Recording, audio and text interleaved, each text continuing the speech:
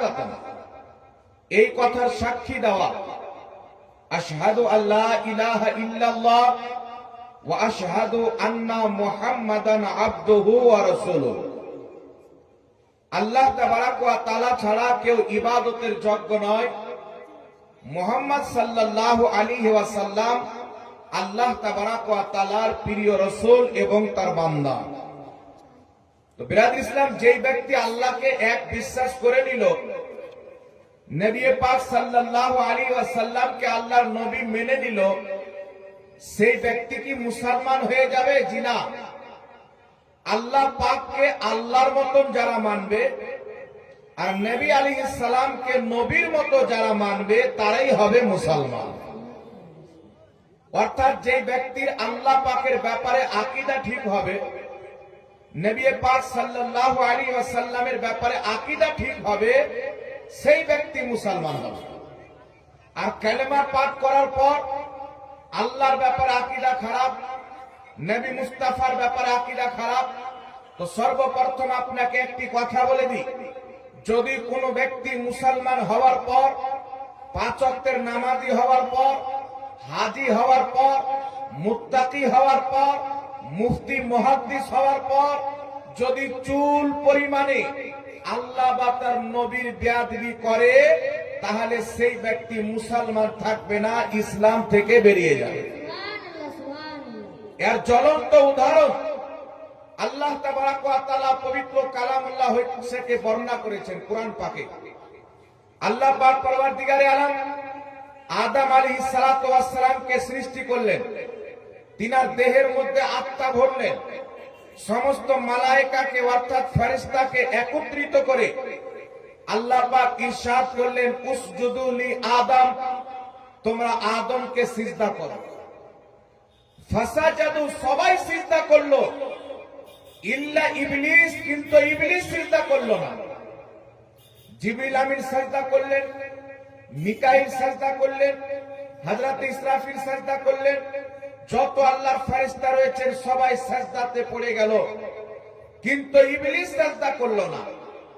ইবলিস তো সিজদার মুনকির ছিল না, 90 কোটি বছর আল্লাহর ইবাদত করেছে, তার 90 কোটি বছরের ইবাদত আল্লাহ তাবারাক ওয়া তাআলা নিজের পাক দরবারে কবুল ও মঞ্জুর করেছেন। ইবলিস হাজারো বছর ফেরেশতাদের শিক্ষকতা করেছে, হাজারো বছর আল্লাহ পাকের আরশের তাওয়াফ করেছে। আল্লাহ তার ইবাদতকে কবুল করে, নেকির কাজকে কবুল করে তাকে জান্নাতের মধ্যে রেখেছিলেন।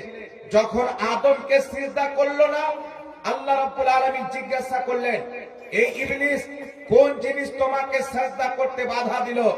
ইবলিস বলেছিল, আল্লাহ আমি হচ্ছে আগুনের তৈরি, আদম হচ্ছে মাটির তৈরি, আমি আগুন হয়ে মাটিকে কি করে সিজদা করতে পারি? আমি তো তার চাইতে উত্তম। আল্লাহ তাবারাক ওয়া তাআলা ইবলিসের 90 কোটি বছরের ইবাদতকে ধ্বংস করে, ইবলিসের যত নেকির কাজ ছিল আল্লাহ পাক ধ্বংস করে কিয়ামত পর্যন্ত তাকে মুরতাদ বলে, শয়তান বলে ঘোষণা করলেন। তখন ইবলিস বলেছিল, আল্লাহ তুমি তো আমাকে শয়তান বানিয়ে দিলে, তবে আমাকে কিয়ামত পর্যন্ত হায়াত দান করো, আমাকে জীবন দান করো, যাতে তোমার বান্দাকে গোমরাহ করতে পারি, তোমার বান্দাকে পথভ্রষ্ট করতে পারি। আল্লাহ তাবারাক ওয়া তাআলা তাকে কিয়ামত পর্যন্ত এই জন্য সময় দিয়েছেন, যাতে কিয়ামত পর্যন্ত ইবলিসের প্রতি মানব লানাত পাঠায়। সুবহানাল্লাহ, সুবহানাল্লাহ। কিয়ামত পর্যন্ত সময় কেন দিয়েছেন? তার এই জন্য দিয়েছেন যাতে তার প্রতি কিয়ামত পর্যন্ত অভিশাপ নাজিল হয়, লানাত হয়।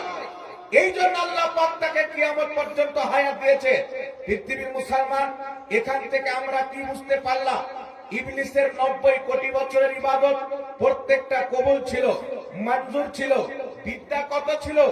আমার মতন সাধারণ মৌলবি ছিল না, ফেরেশতাদেরকে পড়ানেওয়ালা ছিল, মুআল্লিমুল মালায়েকা, ফেরেশতাদের ওস্তাদ ছিল। কিন্তু আদমের সম্মান করলো না বলে আল্লাহ তাবারাক ওয়া তাআলা তার সমস্ত ইবাদতকে ধ্বংস করে কিয়ামত পর্যন্ত লানাত প্রাপ্ত, অভিশাপ প্রাপ্ত বানিয়ে দিয়ে আল্লাহ পাক কুরআন পাকে একটি বার্তা দিয়েছে, তোমার ইবাদত যতই হোক, অন্তরে যদি নবীদের আদব না থাকে তোমার ইবাদতের কোনো মূল্য থাকতে পারে না। মুসলমান, এই দিলের মধ্যে যদি আদব থাকে তবে আপনার ইবাদত কবুল হবে। আদব যদি না থাকে তোমার ইবাদত বরবাদ হয়ে যাবে, ধ্বংস হয়ে যাবে। এই জন্য পৃথিবীর মুসলমান এখন কতটুকু আদব করতে হবে, আল্লাহর ব্যাপারে কেমন আকীদা রাখতে হবে। আলহামদুলিল্লাহ, আমরা হচ্ছে আহলে সুন্নাত ওয়াল জামাত, সুন্নি হানাফি মুসলমান। আমরা আল্লাহকে বিশ্বাস করি, নবীকে বিশ্বাস করি, সাহাবাকে বিশ্বাস করি, আহলে বাইতকে বিশ্বাস করি, ওলিয়া উলিয়াকে বিশ্বাস করি। আল্লাহ আল্লাহর নবীকে মানি। আল্লাহ আল্লাহর নবী যাদেরকে মানতে বলেছেন আমরা তাদেরকেও মানি। মুসলমান, এখানে একটি জিনিস আমাকে আপনাকে বুঝতে হবে, ইবাদত যতই হোক না কেন যদি আপনার অন্তরে ঈমান খানা না থাকে তাহলে আপনার ইবাদত সব বরবাদ হয়ে চিরস্থায়ী জাহান্নামী হয়ে যাবে।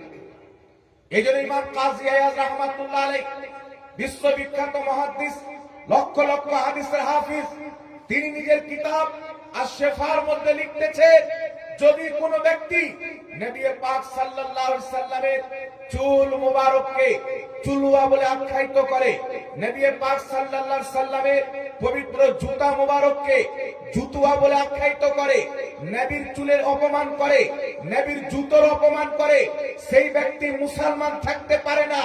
এই পৃথিবীর মুসলমান নবীর পরিধান করা জুতোর যদি অপমান করে সে মুসলমান থাকে না, তাহলে নবীর যদি অপমান করে সেই ব্যক্তি মুসলমান কি করে থাকতে পারে? এই জন্য পৃথিবীর মুসলমান সর্বপ্রথম ঈমান কি জিনিস এটা আমাকে আপনাকে জানতে হবে। হুব্বে নবীর নাম হচ্ছে ঈমান, ইশকে নবীর নাম হচ্ছে ঈমান, আদবে নবীর নাম হচ্ছে ঈমান। আহলে সুন্নাত ওয়াল জামাত সুন্নি মুসলমানের আমল কম হতে পারে কিন্তু নবীর মুহাব্বতে কোনো কমজোরি নাই। আমরা নবী পাকের অপমান করাকে পছন্দ করি না, যেই ব্যক্তি অপমান করে তাকে আমরা ছাড়ও দিই না। আলহামদুলিল্লাহ, আগে চলেন পৃথিবীর মুসলমান নবী পাক আলাইহিস সালামকে সাহাবায়ে কেরাম কেমন মহব্বত করতেন। এখানে একটা মাসলা আপনার সামনে ক্লিয়ার করে দিই। সর্বপ্রথম হচ্ছে তাওহীদ, আল্লাহর একত্ববাদীকে বিশ্বাস করা, আল্লাহকে ওয়াহদাহু লা শারীক মনে করা। এর অর্থ হচ্ছে কি, আল্লাহর ব্যাপারে আকীদা সঠিক রাখতে হবে। আমরা আল্লাহকে এক বিশ্বাস করি কি করি না বাবা? জোরে বলতে হবে। আমরা আল্লাহকে এক বিশ্বাস করি, আল্লাহর কেউ শরীক নাই। আর এই জমিনের মাটিতে আমার আপনার নবী মুস্তাফা 1450 বছর পূর্বে বলেছেন, আমার উম্মতের মধ্যে 73টি দল হবে, কুল্লুহুম ফিন্নার, সমস্ত দল জাহান্নামে যাবে, ইল্লা মিল্লাতান ওয়াহিদা, একটি দল জান্নাতে যাবে, মা আনা আলাইহি ওয়া আসহাবি, যাদের আকীদা আমি নবী এবং সাহাবার মতন হবে তারাই হবে জান্নাতে। তো দল তো অনেক হবে বাবা, জান্নাতে একটি দল হবে। রাসূল পাক আলাইহিস সালামের হাদিস দ্বারা প্রমাণ হয়, যারা 72 জাহান্নামী ফিরকার লোক হবে, জান্নাতীদের চাইতে নামাজ বেশি পড়বে, রোজা বেশি রাখবে, হজ বেশি করবে, যাকাত বেশি দিবে, কুরআন খুব সুন্দর তেলাওয়াত করবে। নবী পাক বলছেন বুখারীর হাদিসে, তাদের প্রকাশ্যে কথাগুলি খুব সুন্দর হবে, মানুষ তাদের দিকে ছুটে যাবে। এদেরই কাছে মনে হয় দিন রয়েছে কিন্তু তাদের কাছে দিন থাকবে না। কুরআন পড়বে, কুরআন তাদের হলকের নিচে নামবে না। রাসূল পাক আলাইহিস সালাতু ওয়াস সালাম বলছেন তারা জাহান্নামের কুকুর হবে। কেন এই কথা বলেছেন পৃথিবীর মুসলমান? নামাজ থাকবে, রোজা থাকবে, হজ থাকবে, মাদ্রাসা থাকবে, মসজিদ থাকবে, তাদের অন্তরে মুহাম্মদ রাসূলুল্লাহ আদব থাকবে না। যদি নবীর আদব না থাকে এই নামাজ রোজার কোনো মূল্য থাকে না। আল্লামা ইকবাল বলেছিলেন, मोहम्मद की मोहब्बत दीन हक की शर्त अव्वल है, गर हो इसी में खामी तो सब कुछ नामुकम्मल है। নবীর মামলাতে যদি ত্রুটি হয়ে যায়, রাসূলের আদবে যদি মিস্টেক হয়ে যায়, সব বেকার হয়ে যাবে। আমাদের নামাজ কবুল হবে, নবীর ওসিলাতে কবুল হবে, রোজা কবুল হবে, নবীর ওসিলাতে কবুল হবে, হজ কবুল হবে, নবীর ওসিলাতে কবুল হবে, এমন কি যে ঈমান কবুল হবে মুহাম্মদ রাসূলুল্লাহর ওসিলাতে কবুল হবে। সুবহানাল্লাহ, সুবহানাল্লাহ। এবার আপনাকে বলতে চাই, পৃথিবীর মুসলমান, আল্লাহ পাকের ব্যাপারে যাদের আকীদা ঠিক তারা তো মুওয়াহিদ হবে। বর্তমান পরিস্থিতিতে অনেক লোক বলতে চায় সুন্নিরা নবীকে আল্লাহর সাথে মিলিয়ে দেয়, আস্তাগফিরুল্লাহ। ইমাম ইবনে হাজার আসকালানী রাহমাতুল্লাহ আলাইহি বলেন, নবী পাক সাল্লাল্লাহু আলাইহি সাল্লামকে শুধু আল্লাহ ছাড়া যত রকম ভাবে নবী পাকের তুমি প্রশংসা করতে পারো, আদব করতে পারো, তোমার জন্য জায়েজ রয়েছে। শুধু একটাই পদ্ধতি যেটা নাজায়েজ এবং হারাম রয়েছে, যে নবী পাককে আল্লাহ মনে করা যাবে। আজ পর্যন্ত কোন আলিম বলেছেন বাবা নবীকে আল্লাহ? জোরে বলতে হবে। আজ পর্যন্ত কেউ বলেছেন? পৃথিবীতে কেউ বলেনি।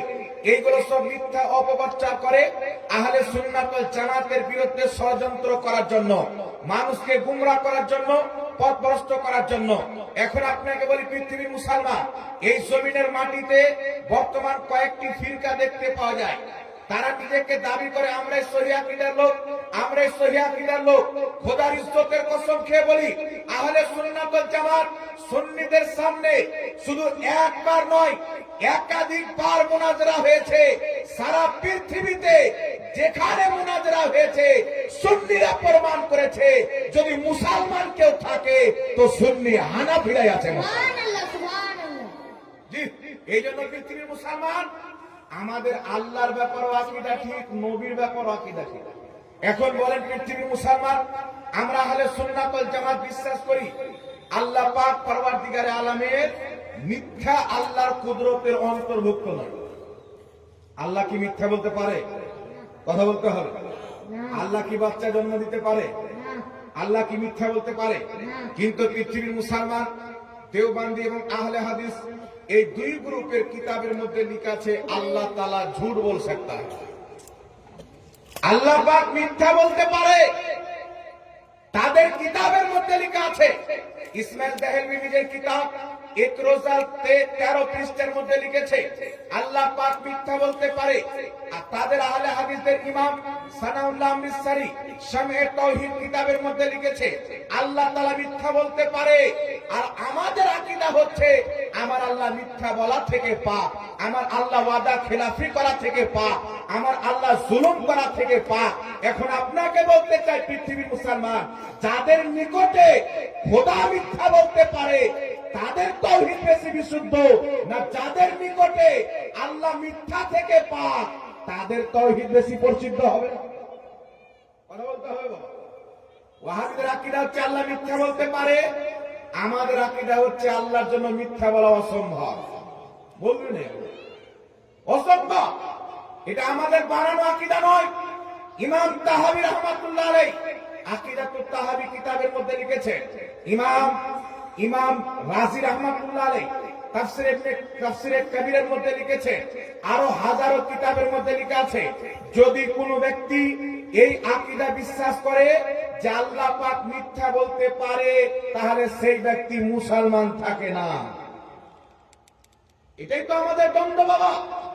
আর শুধু তাই নয়, পৃথিবীর মুসলমান 1450 বছর থেকে প্রত্যেক ইমাম, প্রত্যেক মুহাদ্দিস, প্রত্যেক সাহাবা, প্রত্যেক তাবি, সমস্ত মুসলমানের আকীদা হচ্ছে আল্লাহ হলো নিরাকার। এটা সবার আকীদা, পৃথিবীর মুসলমান আল্লাহ নিরাকার। কিন্তু দুর্ভাগ্যের বিষয় হচ্ছে বর্তমানে নিজেকে আহলে হাদিস বলনেওয়ালা ওয়াহাবি মতবাদের লোক মুজাসসামাদের নাপাক আকীদা মানুষের সামনে প্রচার করে বলে যে আল্লাহ পাকের আকার আকৃতি রয়েছে, আল্লাহ পাকের দেহ রয়েছে। কিয়ামতের সকাল পর্যন্ত পৃথিবীতে এমন কোন মৌলবীর জন্ম হয়নি যে আল্লাহ পাকের আকার আকৃতি প্রমাণ করবে। খোদার ইজ্জতের কসম খেয়ে বলি, আজ থেকে 1200-1300 বছর পূর্বে ইমাম মাতুরিদির লেখা তাফসীরের কিতাব তাফসীরে মাতুরিদির মধ্যে লিখেছে আল্লাহ হচ্ছেন নিরাকার। ইমাম কুরতুবী রাহমাতুল্লাহ আলাইহি তাফসীরে কুরতুবীর মধ্যে লিখেছে আল্লাহ হচ্ছেন নিরাকার। ইমাম বাইহাকী রাহমাতুল্লাহ আলাইহি নিজের কিতাব আল আসমা ওয়াস সিফাতের মধ্যে লিখেছে প্রত্যেক মুসলমানের জন্য জানা জরুরি যে আল্লাহ হচ্ছে নিরাকার। জোরে বলতে হবে সুবহানাল্লাহ। কিন্তু বিরাদর ইসলাম, যুক্তি দিয়ে মানুষের ঈমানকে নষ্ট করা হচ্ছে। মনে রাখবেন, যারা আল্লাহর আকার আকৃতি মানে, যারা আল্লাহর জন্য জায়গা মানে, তারা যতই নামাজ পড়ুক, যতই কালেমা পড়ুক, তারা ইসলামের নজরে মুসলমান নয়, কোরআন হাদিসের নজরে মুসলমান নয়, আল্লাহর নজরে মুসলমান নয়, নবী পাকের নজরে মুসলমান নয়। ইসলামের আকীদা হলো আল্লাহ পাক হচ্ছে নিরাকার। কথা আমার বুঝতে পারছেন কি পারেন না বাবা? এই জন্য আপনাকে একটা কথা বলতে চাই, কোরআন পাকে কিছু আয়াত রয়েছেন বাবা, কিছু আয়াত রয়েছেন যাকে আয়াতে মুহকাম বলা হয়, কিছু আয়াত রয়েছে যাকে আয়াতে মুতাশাবিহাত বলা হয়। আয়াতে মুহকাম কাকে বলে? যার অর্থ প্রকাশ্য রয়েছে, যেমন ইকামিস সালাত, নামাজ কায়েম করো, প্রকাশ্য আছে কি নাই? আয়াতে মুতাশাবিহাত কাকে বলা হয়? আল্লাহ হাতের কথা বলেছে, পায়ের কথা বলেছে, তো আল্লাহর হাত কেমন, পায়ের অর্থ যে আল্লাহ ব্যবহার করেছেন, এর অর্থ আল্লাহ কি বুঝিয়েছেন না বুঝিয়েছেন আল্লাহ ছাড়া কেউ জানে না। কেউ যদি বলে আল্লাহ হাত বলেছেন, এর মানে আল্লাহর আকার আকৃতি আছে, পাও বলেছেন আল্লাহর আকার আকৃতি আছে। আমার প্রশ্ন হচ্ছে, আজ থেকে 1450 বছর থেকে নিয়ে এখন পর্যন্ত পৃথিবীর কোন ইমাম হাত দ্বারা পাও দ্বারা আল্লাহর আকার আকৃতির অর্থ পৃথিবীর কোন ইমাম নেয়নি। তারা কি কোরআন পড়তে জানতেন না? তারা কি কোরআনের তাফসীর বুঝতেন না? যারা বড় বড় তাফসীরের কিতাব লিখেছে সবাই এই কথা বলেছে। ইমাম কুরতুবী, ইমাম মাতুরিদি, ইমাম সিউতি, ইমাম বাগাবী, হাজারো ইমামগণ বলেছে আল মুরাদু বিহি সূরাতুস সিফাত। আল্লাহ পাক যেখানে যেখানে হাতের কথা বলেছে, পায়ের কথা বলেছে, এর দ্বারা আল্লাহ পাক নিজের কুদরতকে বুঝিয়েছেন, আকার আকৃতিকে বুঝায়নি। জোরে বল সুবহানাল্লাহ, সুবহানাল্লাহ। কেউ যদি এই আয়াতকে নিয়ে আল্লাহ পাকের আকার আকৃতি প্রমাণ করে, এই ব্যাখ্যা হচ্ছে শয়তানের ঘরের ব্যাখ্যা, এটা কোরআন হাদিসের ব্যাখ্যা নয়, এটা ইমাম মুহাদ্দিসদের ব্যাখ্যা নয়। এই জন্য আকীদা খোদার ব্যাপারে পরিষ্কার রাখতে হবে। আল্লাহ হচ্ছে নিরাকার। ইমাম ইবনে হাজার রাহমাতুল্লাহ আলাইহি নিজের কিতাব আল ফাওয়াইদের মধ্যে লিখেছেন, কি লিখেছেন? হানাফি, শাফি, মালিকি, হাম্বলি সমস্ত মাযহাবে আল্লাহ পাক হচ্ছে নিরাকার। যদি কোনো ব্যক্তি আল্লাহর আকার আকৃতি মানে, যদি কোনো ব্যক্তি আল্লাহর জন্য জায়গা মানে, তাহলে সেই ব্যক্তি ইসলাম থেকে বেরিয়ে যাবে, মুসলমানের অন্তর্ভুক্ত থাকতে পারে না। এই জন্য আল্লাহর ব্যাপারে আকীদা কি রাখতে হবে? আল্লাহ মিথ্যা বলা থেকে পাক, চুরি করা থেকে পাক, এইগুলো হচ্ছে এইগুলো হচ্ছে গুনহার কাজ। আর আল্লাহ গুনহার কাজ করতে পারে, এটা মহাল, হতেই পারে না। আর দ্বিতীয় নাম্বার কি আকীদা রাখতে হবে? আল্লাহ হচ্ছে নিরাকার। আচ্ছা বিরাদর ইসলাম, একটা কথা বলি, আল্লাহর আকার আকৃতি আছে, এই আকীদা আসলো কোথায় থেকে? 200 বছর পূর্বে চলে যান, 500 বছর পূর্বে চলে যান, 1000 বছর পূর্বে চলে যান, 1300 বছর পূর্বে চলে যান। প্রত্যেক যুগে মুফাসসিরিনে কিরাম পবিত্র কোরআন পাকের তাফসীর লিখেছে, তারা এটাই ব্যাখ্যা করেছে আল্লাহ পাও দ্বারা, হাত দ্বারা, চেহারা দ্বারা নিজের কুদরতকে বুঝিয়েছেন, আকার আকৃতিকে বুঝায়নি। কথা আমার বুঝতে হচ্ছে কিনা? কারণ আকার আকৃতি কেমন চাহিদা রাখে, যদি আকার আকৃতি হয়তো কেমন এই চাহিদা রাখে। এই জন্য ইমাম বাইহাকী রাহমাতুল্লাহ আলাইহি আল আসমা ওয়াস সিফাত কিতাবে পরিষ্কার করে দিয়েছে, যেখানে আল্লাহ পাক হাত পায়ের কথা বলেছে, এর দ্বারা নিজের কুদরতকে বুঝিয়েছে, আকার আকৃতিকে বুঝায়নি। আল্লাহর ব্যাপারে দেহ আছে, আকার আকৃতি আছে, এই আকীদা রাখা হারাম। আল্লাহ হচ্ছে নিরাকার, এই আকীদা রাখাটাই হচ্ছে ঈমান। জোরে বলুন সুবহানাল্লাহ। আমার কথা বুঝতে পারলেন বাবা? এই জন্য যদি কোনো মৌলভী সাহেবের আকীদা হয় আল্লাহর দেহ আছে, আল্লাহ মিথ্যা বলতে পারে, ওই মৌলভী সাহেবকে মৌলভী বলা যাবে না।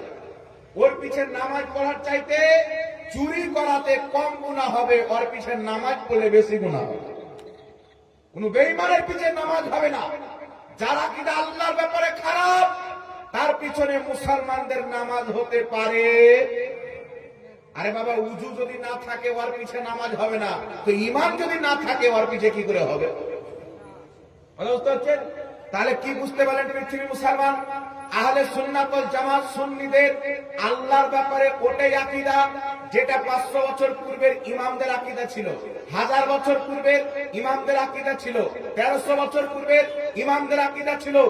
নবী এবং সাহাবা আল্লাহর ব্যাপারে যে আকীদা ছিল, ওই আকীদাটাই হচ্ছে সুন্নিদের আকীদা। জোরে বলছে যার আল্লাহর ব্যাপারে আকীদা ঠিক নাই, যেই তরিকাতে নামাজ পড়ুক, যেই পদ্ধতিতে চলাফেরা করুক, যে হাদিস দেখে আমল করুক, তার আমলের কোনো মূল্য থাকতে পারে?